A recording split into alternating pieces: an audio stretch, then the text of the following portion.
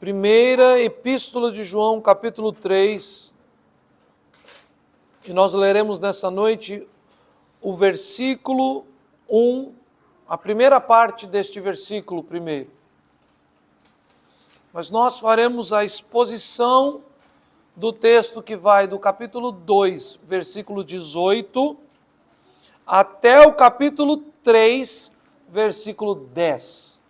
Então nós vamos ler o versículo e vamos manter as Bíblias abertas, atentando a toda a exposição da palavra de Deus pelo seu servo, o apóstolo João. Vede que grande amor nos tem concedido o Pai, a ponto de sermos chamados filhos de Deus. E de fato, somos filhos de Deus. Oremos ao Senhor mais uma vez. Instrui, Senhor, com misericórdia aos nossos corações. Ilumina, Senhor, nossa mente pelo poder do Teu Espírito. Abre, ó Deus, nossos olhos espirituais, para que, ouvindo, creiamos e, crendo, consagremos mais uma vez as nossas vidas a Cristo Jesus. Assim nós imploramos em Cristo. Amém.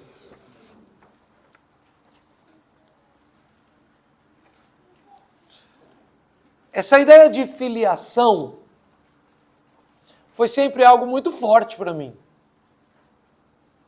Sou filho do reverendo Lugero. E vocês conheceram meu pai alguns dias atrás.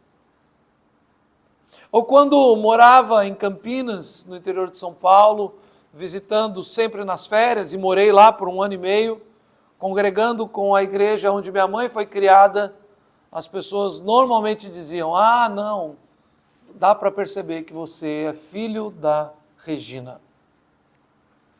Mas meditando neste texto, e olhando bem o contexto final do capítulo de número 2, quando está escrito sobre os últimos dias, diz aqui o versículo 18, filhinhos, já é a última hora, e como ouvistes que vem o anticristo, também agora muitos anticristos têm surgido, pelo que conhecemos, que é a última hora.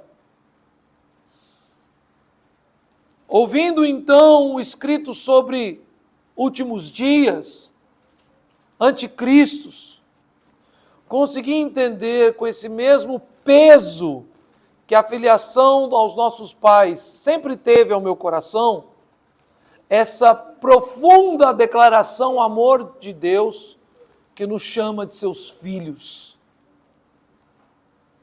Eu até escolhi usar a versão da tradução da Nova Versão Internacional, que dá uma certa ênfase. E na frase final, a NVI diz: o que de fato somos. Que não tem em alguns manuscritos, sem dúvida, mas de forma geral mostra a intensidade do argumento de João no grego original.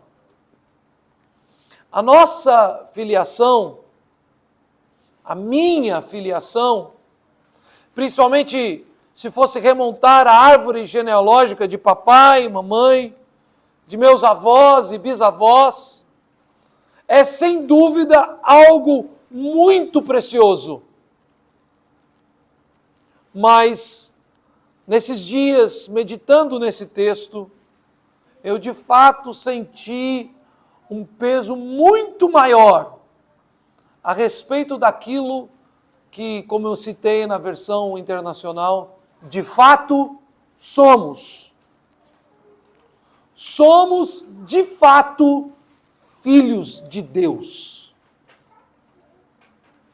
E nisso, a minha mente é levada pelo poder do Espírito, na mediação da sua palavra, a me lembrar de tantas vezes que fui tratado por Deus, confrontado por Deus, corrigido por Deus, acolhido por Deus, amado e perdoado, através das vidas de meu pai e de minha mãe. E ao olhar para a cruz, considero como essas ações dos meus pais nada mais são como fachos de luz em um quarto escuro, comparados com a forma perfeita que Deus age paternalmente para com todos os seus filhos. Essa mensagem eu termino porque ela não foi escrita para a nossa igreja. E agora vocês entendam. A vocês, meu irmão e minhas irmãs, em Cristo, há algo infinitamente mais poderoso do que a carne e sangue. Deixo o meu beijo, minha saudade e essa poderosa afirmação: somos filhos de Deus. Preparando-me essa semana e meditando no texto de 1 João, por mais que no texto completo, a afirmação da primeira parte do primeiro versículo do capítulo 3 foi tão impactante ao meu coração que imediatamente eu escrevi esse texto e mandei para os meus irmãos. Meu irmão e minhas duas irmãs. Não somos meramente, o que já é um grande privilégio, filhos dos nossos pais. Não temos meramente, o que já é um grande privilégio, uma árvore genealógica aonde podemos, se quisermos, buscar nos cartórios deste país ou até de outros países e remontarmos toda a nossa herança. O que João está dizendo à igreja neste texto, e obviamente o Espírito Santo, na voz de Cristo, na boca de João, nos diz nessa noite, é o que de fato somos. Somos filhos de Deus. E sobre essa filiação, eu quero tratar com a igreja nessa noite, mostrando características e evidências a respeito daqueles que verdadeiramente são filhos de Deus. É interessante, meus irmãos, que isso deveria ser simples. Eu sempre cito aqui para vocês que as pesquisas do IBGE mostram que os cristãos no Brasil são a grande maioria.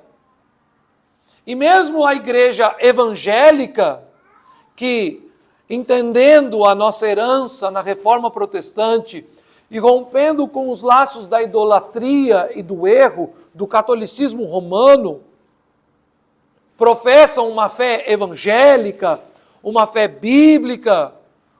Esse grupo cada dia mais cresce. Mas o que traz grande conflito ao nosso coração é ver que, por mais que os números do IBGE cresçam, cada dia mais nos confundimos. Será que o que esta igreja afirma, será que a conduta desse popstar convertido ao gospel, será que o ensinamento desse pastor A ou B reflete o que significa de fato o ensino bíblico a respeito da filiação que nós temos em Deus? Como diria o apóstolo Paulo na sua carta aos Efésios, de que fomos predestinados em amor para a adoção de filhos. Será que o que se diz a respeito desta filiação é verdadeiramente a verdade bíblica? Então, é por isso que este argumento do capítulo 1, letra A, tão poderoso e impactante, precisa ser visto à luz do texto como um todo. E a primeira coisa que nós vemos aqui o primeiro argumento está dos versículos 18 ao versículo 26 do capítulo de número 2. Filhinhos, já é a última hora. E como ouvistes que vem o anticristo, também agora muitos anticristos têm surgido, pelo que conhecemos que é a última hora. Eles saíram de nosso meio, entretanto não eram dos nossos, porque se tivessem sido dos nossos, teriam permanecido conosco.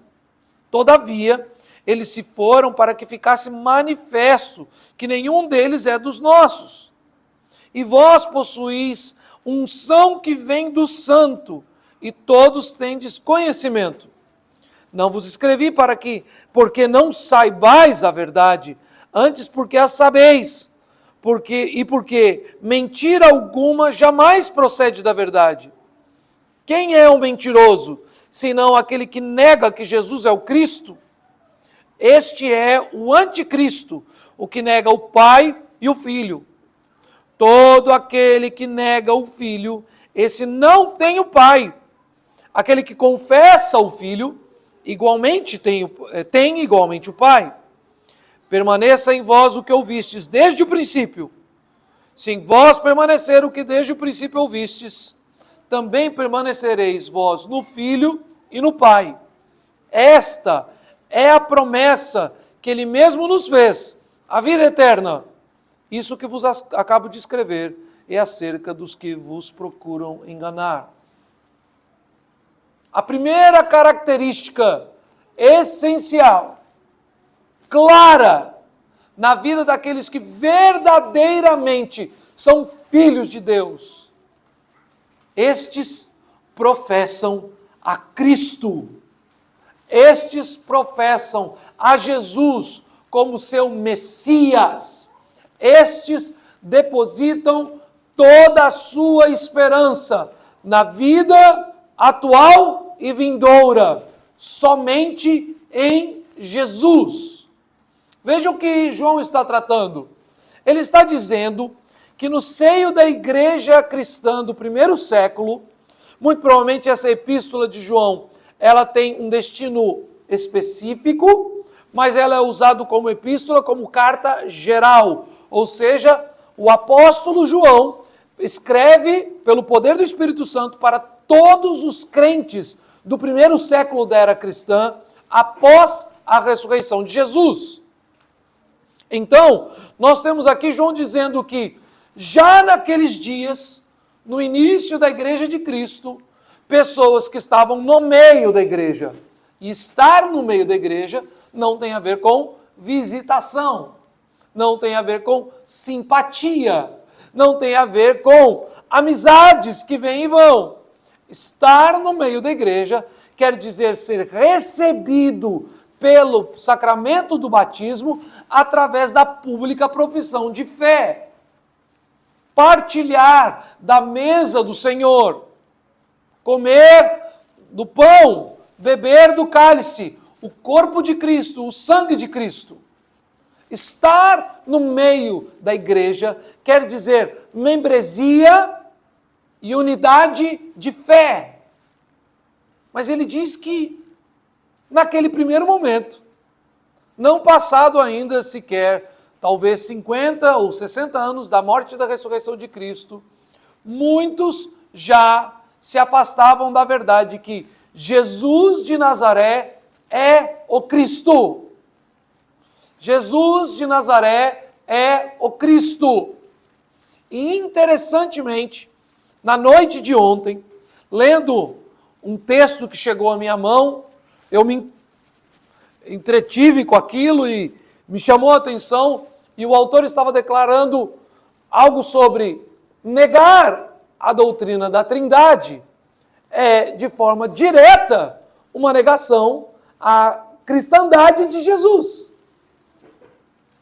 E quando nós começamos a ver todas as ramificações a respeito de ser Jesus o Cristo, Jesus o Filho de Deus, Jesus o Messias, Jesus o Deus que se encarnou, nós vemos que existem inúmeras doutrinas estudadas, meditadas, expressas na palavra e que em vários momentos da história foram compiladas em artigos de fé, como os credos, as confissões, como diversos livros de doutrina, e que muitas e muitas vezes nós vemos que essas doutrinas, que aparentemente são secundárias, estão todas sustentadas pelo mesmo argumento. Jesus é o Cristo.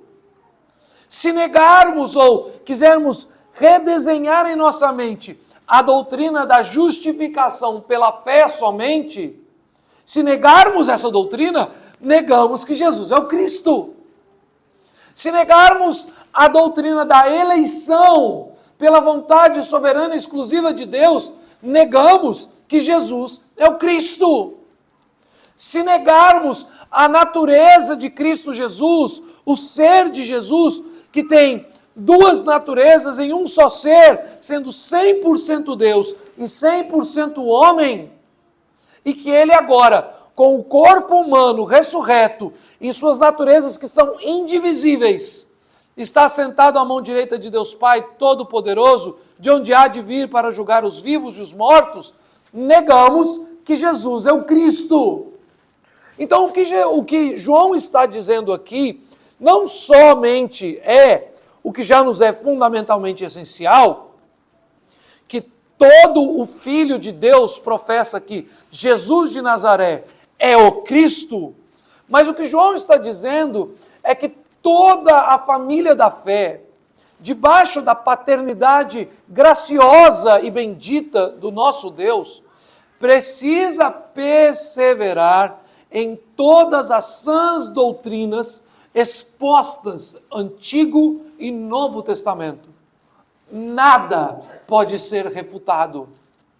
Entendam, os filhos amados de Deus às vezes podem não compreender perfeitamente todas as doutrinas bíblicas.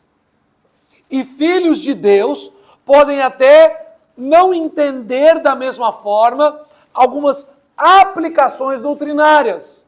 Então, sendo muito claro, quando nós temos, por exemplo, os nossos irmãos batistas, amados e queridos, e os irmãos presbiterianos, que somos nós. Nós não temos a mesma visão e entendimento a respeito de como a aliança de Deus se aplica de forma visível na vida de nossos filhos. Então, os batistas educam os seus filhos na fé para que eles possam declarar a sua fé na vida adulta e receberem o batismo em sua... eu já ia falar em sua cabeça, não, eles recebem no corpo inteiro, né? Mas receber o batismo e viver uma vida de salvos, de filhos de Deus. Nós entendemos que a aliança que nós fazemos com Deus pela profissão de fé e pelo batismo, também pela fé se aplica a nossos filhos. Eu gosto de falar, né, e de repetir essa frase, porque nós não batizamos crianças, nós batizamos os filhos dos crentes. Não temos a obrigação diante de Deus de simplesmente encontrar uma solução doutrinária para este dilema histórico. E eu acredito que não vamos encontrar. Mas somos filhos de Deus. Contudo, existem diversas outras doutrinas que, se negadas, afetam diretamente a pessoa de Cristo Jesus. E é por isso que a palavra de João aos filhos de Deus é que permaneça em vós o que ouvistes desde o princípio. Versículo de número 24 do capítulo 2. Todos os filhos de Deus permanecem nas sagradas doutrinas do Pai. E aqueles que permanecem firmes na verdade das Escrituras, permanecem no Filho e permanecem no Pai. O segundo argumento está a partir do versículo de número 27 do capítulo 2. Quanto a vós outros, a unção que dele recebestes permanece em vós, e não tendes necessidade de que alguém vos ensine, mas como a sua unção vos ensina a respeito de todas as coisas, e é verdadeira e não é falsa, permanecei nele, como também ela vos ensinou. Filhinhos, agora, pois, permanecei nele, para que, quando ele se manifestar, tenhamos confiança e dele não nos afastemos envergonhados na sua vinda. E se sabeis que ele é justo, reconhecei também que todo aquele que pratica a justiça é nascido dele. Vejam, ele já havia falado sobre essa unção a partir do versículo de número 20, e eu leio: e vós possuís unção que vem do Santo, e todos tendes conhecimento. E agora, no versículo de número 27, ele repete essa ideia da unção do Santo. E esta é a unção do Espírito Santo de Deus. Todos os que são filhos de Deus permanecem nas doutrinas a fim de permanecerem em Cristo. E permanecem não por causa de nenhuma compilação doutrinária, nem por causa da autoridade sobre doutrina de nenhum homem. Todos os que permanecem em Cristo permanecem pela obra maravilhosa do Espírito Santo de Deus, que testifica em nossos corações. Abro parênteses. Se nós lermos esse texto fora do seu contexto, nós vamos ler que nós não precisamos de ser ensinados em nada. Isso é verdade até certo ponto. Nós temos que entender que as Escrituras também nos ensinam que o mesmo Espírito Santo, Efésios capítulo de número 4, foi derramado do céu para que fizesse de uns profetas, outros apóstolos e outros mestres e pastores, ou pastores e mestres. Ou seja, a autoridade de ensino através do ministério da palavra também é uma obra do Espírito Santo. Contudo, nós de fato declaramos que as Escrituras Sagradas, sendo ela, toda ela, a palavra viva de Deus, não precisa de intermediadores para que nós possamos crer. Todos os filhos de Deus devem, não só podem, devem ler as Escrituras e nela meditando, sendo instruídos pelo Espírito Santo, terão entendimento das verdades do nosso Deus. Sim, nós temos o privilégio de termos diversas ferramentas para estudarmos as línguas originais, por exemplo, para que homens sejam separados das coisas e da vida comum, para passarem alguns anos num seminário, para depois se dedicarem à vida de oração e da pregação da palavra. Isso é uma grande bênção do Espírito Santo na vida da igreja. E nós aprendemos muito e crescemos muito quando o Senhor nos concede mestres humildes, cheios do Espírito Santo para pregar a sua palavra. Mas também temos a graça de, sendo filhos de Deus, ouvir direto da parte de Deus ao nosso coração, porque Ele derrama sobre nós a unção do seu Espírito. Nós não precisamos fazer curso de seminário. Nós podemos ouvir hoje a voz de Deus. Amanhã de manhã, bem cedo, antes de você sair para as suas atividades, você não só pode, como deve, abrir a sua Bíblia. Eu me lembro bem, e alguns irmãos estavam junto comigo, de quão impactante foi na minha vida pessoal ouvir a palestra do Dr. Joel Bick no ano passado, quando ele falou da prática puritana da meditação. E ele falou que os puritanos, então, têm duas práticas. A primeira delas é olhar para o texto bíblico e meditar no texto bíblico. Eles escolhem 1, 2 ou 3 versículos, texto curto, para que a nossa mente esteja capacitada a ler o todo daquele texto. E eles ficam ali alguns minutos, não horas, 10 minutos, 15 minutos, orando a Deus com o texto aberto, pedindo: Senhor, derrama sobre nós as tuas benécias espirituais. E eles defendem que o Espírito Santo fala ao nosso coração através da leitura da palavra. E eu me lembro do Dr. Bick falando: e quando você passa algum tempo lendo o texto e parece que não entendeu nada, não recebeu nenhuma dádiva do Espírito Santo, não percebeu nada, você então ora, pede perdão a Deus porque você é imperfeito e pecador, não conseguiu, e pede ao Senhor que no dia seguinte, ao meditar novamente, Ele, por favor, fale ao seu coração. A segunda forma que os puritanos meditam são de coisas assim extemporâneas. E ele diz, às vezes, você está num local e vê uma porta muito bonita, num prédio bonito, e você se lembra de como Jesus Cristo usa a ideia da porta para falar a respeito de si mesmo. Então os puritanos falam que a leitura bíblica contínua, a memorização de grandes trechos das Escrituras, nos proporcionam essa graça de, olhando a vida comum, nos lembrarmos de como Jesus e diversos autores das Escrituras usam coisas simples e comuns para ilustrar as verdades de Deus. E ele começa a olhar para a porta e dizer, eu sou a porta. E lembre-se que nós devemos bater e abrir-se-vos-á. E lembre-se que ele diz então que nós devemos entrar por essa porta e de forma espiritual, o santo que nos unge fala ao nosso coração e nos vivifica ao nos trazer à mente a sua santa palavra.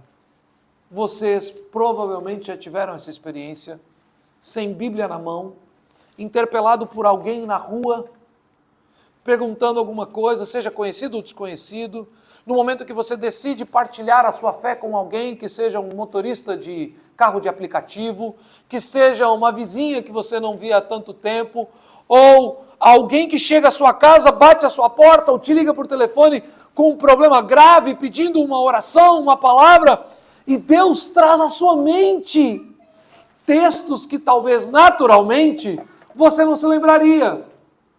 Não que Deus simplesmente pega um texto que você nunca leu e coloca lá. Mas você lê a Bíblia. Talvez muitos de vocês foram criados no contexto da igreja evangélica e aprenderam desde crianças a cantar pequenos trechos bíblicos, com corinhos. Você se lembra, por exemplo, do Cântico dos Salmos, ou de hinos e cânticos que cantamos na igreja e que nos falam verdades bíblicas. E aí então você começa a ser usado pelo Espírito Santo para aconselhar, para evangelizar, para confrontar ou consolar aquela pessoa que Deus, na sua providência, colocou diante de você naquele momento. Esta é a unção do Espírito Santo. E aqueles que são filhos de Deus a têm. Nenhum filho de Deus pode se recostar nas expressões neotestamentárias quanto a crentes carnais, que o apóstolo Paulo usa para confrontar a fé de muitos que se diziam cristãos, e não buscar mais do Espírito Santo, não buscar comunhão genuína com o Espírito Santo, aceitar uma vida fria espiritualmente e não querer de Deus um encontro genuíno e constante com o Santo Espírito que nos unge.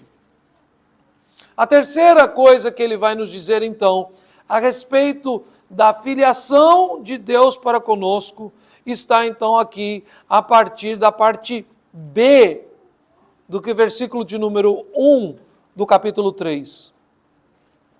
Por essa razão, o mundo não nos conhece, porquanto não conheceu ele mesmo. Amados, agora somos filhos de Deus e ainda não se manifestou o que haveremos de ser. Sabemos que quando ele se manifestar, seremos semelhantes a ele, porque haveremos de vê-lo como ele é. E assim se purifica todo o que nele tem esta esperança, assim como ele é puro. Todo aquele que pratica o pecado também transgride a lei, porque o pecado é transgressão da lei. Sabeis também que ele se manifestou para tirar os pecados, e nele não existe pecado. Todo aquele que permanece nele não vive pecando.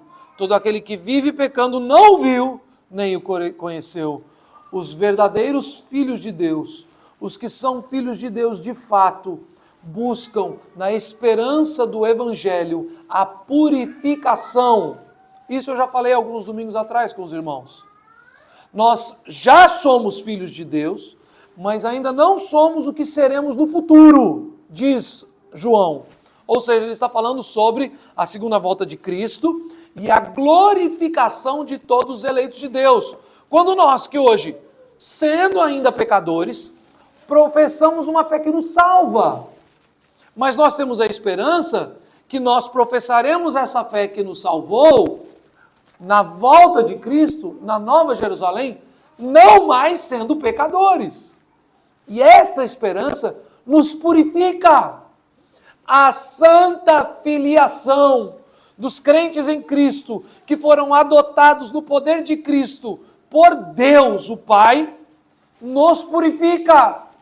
A santa expectativa da volta de Jesus e da nossa família reunida, do povo de Deus de todas as eras, a igreja invisível se tornando visivelmente e definitivamente a igreja e o povo.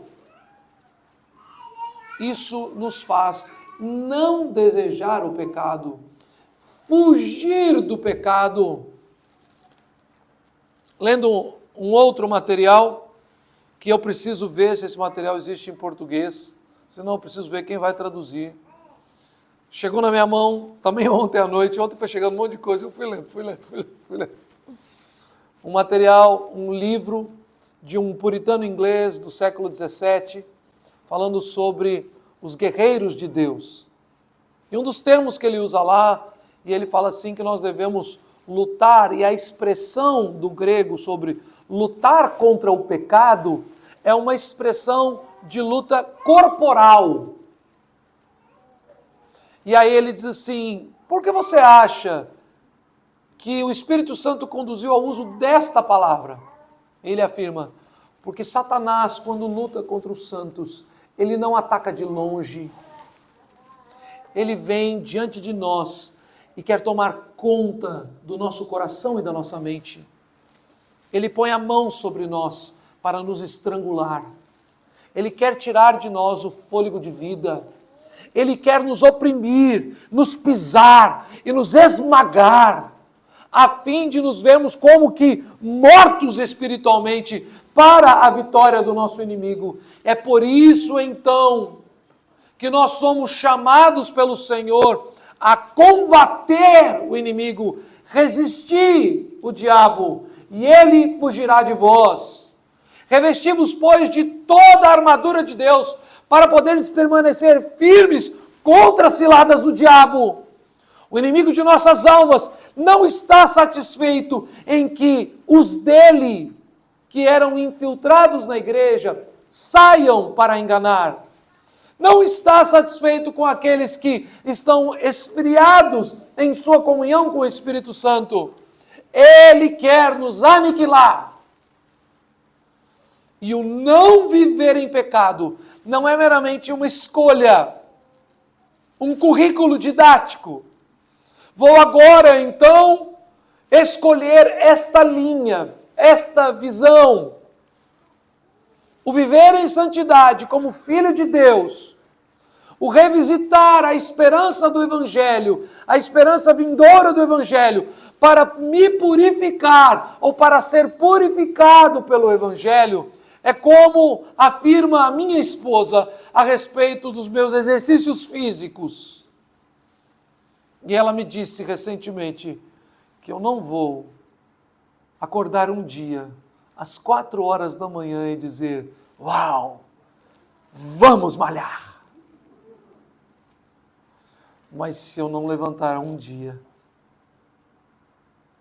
e sair de casa, que seja para 30 minutos de caminhada na praia, mesmo que detestando, eu nunca passarei a ter prazer naquilo no futuro. Sim, os filhos de Deus são verdadeiramente purificados pela esperança. Mas vejam, tal purificação não vem com você meramente sentado no sofá, de pernas para o ar, assistindo o último lançamento da Netflix. Nós somos chamados a viver em santidade. Isso é uma dádiva aos filhos de Deus somente. Mas não se engane, há uma grande luta nisso. O quarto argumento, agora do versículo 7 em diante, nos diz: Filhinhos, não vos deixeis enganar por ninguém. Aquele que pratica a justiça é justo, assim como ele é justo. Aquele que pratica o pecado procede do diabo, porque o diabo vive pecando desde o princípio. Para isso se manifestou o Filho de Deus, para destruir as obras do diabo. Todo aquele que é nascido de Deus não vive na prática do pecado, pois o que permanece nele é a divina semente. Ora, esse não pode viver pecando, porque é nascido de Deus. Nisto são manifestos os filhos de Deus e os filhos do diabo. Todo aquele que não pratica a justiça não procede de Deus, nem aquele que não ama a seu irmão. A prática da justiça aqui deve ser claramente entendida como uma conduta perseverante na lei do Senhor. Não existe termo justiça de Deus nas Escrituras à parte da lei de Deus. O nosso Deus não é incoerente. Ele não age como juiz sem lei alguma, da sua cachola. Ele age como juiz, primeiramente sendo ele o legislador. Ele propõe todas as leis. Desde a criação do mundo, Deus determinou todas as leis. Mas progressivamente, na progressividade da revelação, ele foi, tempos em tempos, manifestando e declarando e completando a visão da sua lei.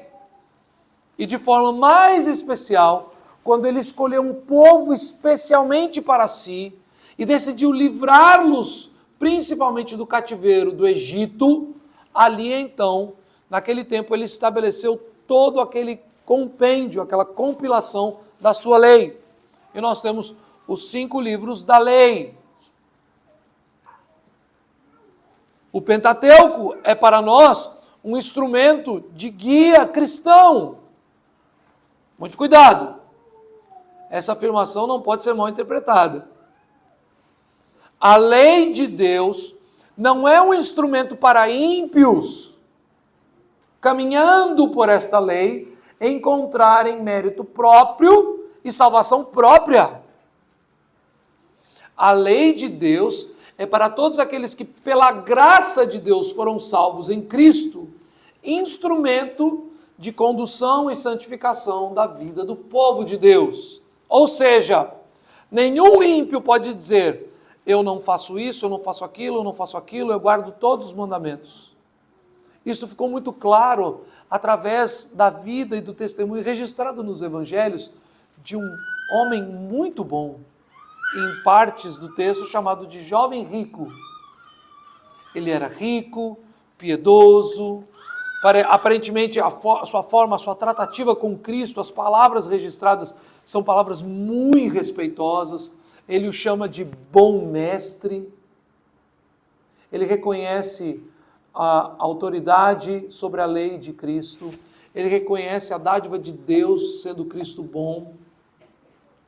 Mas Cristo o chama e ele diz que pratica toda a lei de Deus desde a sua infância. E Cristo o chama a abrir mão de todas as suas riquezas e seguir a Cristo. E ele, muito triste e envergonhado, vira-se e vai pelo seu caminho. Não adianta alguém que está preso na idolatria deste mundo, que não recebeu a dádiva do Espírito Santo, que não recebeu o selo da adoção e da filiação de Deus, querer alcançar a Deus pela prática humana da lei. Não há salvação por obras, mas imprudente é o filho, eleito do Senhor, salvo pela graça do Evangelho, que afirma, sendo ele evangélico, ter a capacidade de rejeitar a lei de Deus. Todos aqueles que são filhos de Deus vivem na lei de Deus. E esta lei, meus irmãos, às vezes nós lemos alguns trechos da Bíblia e parece que ele tem só um comentário pequeno, ele fala muito sobre um tema e um comentário pequeno. E esta lei se evidencia naquele que ama a seu irmão. O amor ao próximo é parte integral do cumprimento cristão da lei de Deus. Nosso amor ao próximo e nossa vivência na lei de Deus, de nós os crentes, é imperfeita. Sempre cairemos, sempre vacilaremos. Não se engane. Não estou aqui pregando algum tipo de mensagem para santarrões, nem exigindo de vocês o que as Escrituras não exigem. Mas aqueles que vivem pela lei, na fé em Cristo, tropeçando, confessando, se arrependendo, se levantando e nas mãos do poderoso Senhor, caminhando, o fazem não por um tipo de devoção meramente com o divino e espiritual, mas evidenciando que a filiação em Deus se manifesta diretamente na comunhão dos crentes. Não pode você querer viver pela fé a conduta da lei sem amar o seu irmão. E veja, o que ele está dizendo é, nem aquele que não ama a seu irmão. Ele não usa a expressão próximo. Ele está falando sobre filiação. Ele está fazendo a distinção que o mundo não nos conhece, que muitos saíram do meio da igreja, que negam a Cristo, e agora ele usa a expressão irmão. Ele está falando sobre os crentes em Cristo Jesus.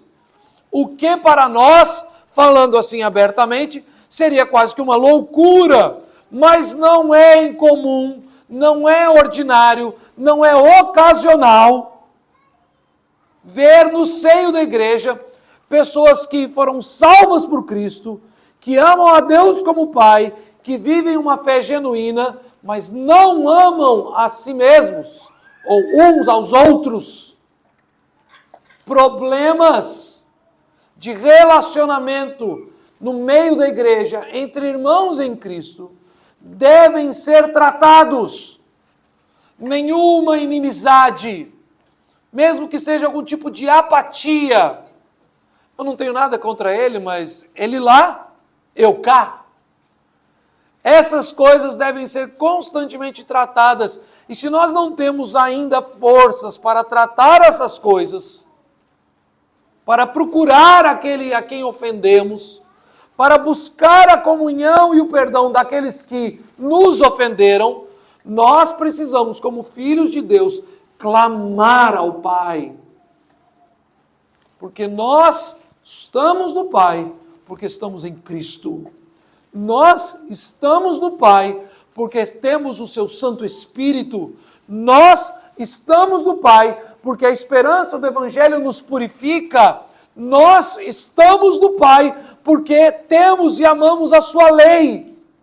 Então nós precisamos clamar ao Pai, que por Cristo, pelo Espírito, pelo Evangelho, pela lei, opere em nós de tal forma que aquelas pessoas que mais nos ofendem, que nos ferem, que nos maltratam, possam ser em nossos corações perdoados, mas como eu disse, não apaticamente, não à distância.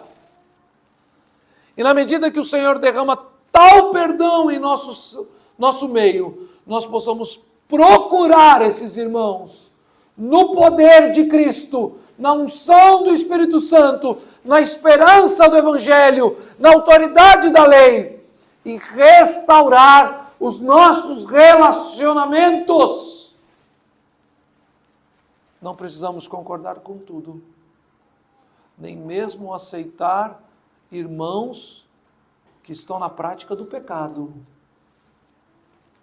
Mas precisamos amar e perdoar e viver a justiça de Deus na comunhão dos santos.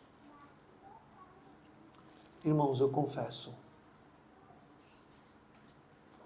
eu preciso orar mais. E eu careço das orações dos irmãos em meu favor. Não são poucas as vezes que eu me deparo com os meus próprios erros. Na verdade, grande desafio ao coração de todo aquele que se coloca como pregador do Evangelho, porque o pecado exposto de forma mais nítida, mais evidente, sempre é, inicialmente, o do próprio pregador. Existem talvez muitos relacionamentos na minha vida que, mudando de cidade, passando o tempo, a gente vai deixando.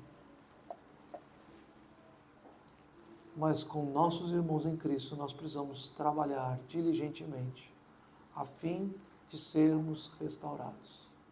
Conversando com um irmão querido, ele me diz assim: eu tenho mandado mensagens para algumas pessoas. E eu, com toda liberdade, mas por que você faz isso? Pensando na minha cabeça, é uma perda de tempo. E o irmão me disse: mas são meus irmãos, conviveram comigo tão bem na fé cristã, no amor de Cristo, até pouco tempo. Tem alguma coisa muito errada aqui, nós não podemos aceitar isso. E de fato esse irmão está certo. Nós não podemos aceitar, porque de fato nós somos filhos de Deus. Veja, meus irmãos, a alegria que me trouxe a alma ler o versículo 1, parte A. Vede que grande amor nos tem concedido o Pai, a ponto de sermos chamados filhos de Deus. E de fato, somos filhos de Deus. Estar em Cristo, receber o Espírito Santo, sermos purificados pela esperança do Evangelho, vivermos na lei de Deus, é a plena manifestação da obra do Pai por nós. Que grande amor, meus irmãos, que grande amor! A mesa na qual partilhamos nessa noite é a expressão do seu grande amor. E se nós somos de fato filhos de Deus, este amor nos move. Que alegria sermos filhos de Deus. A vocês, meus irmãos e minhas irmãs em Cristo, algo infinitamente mais poderoso do que a carne e o sangue. Meu beijo, meu abraço, minha saudade com esta poderosa afirmação: somos filhos de Deus.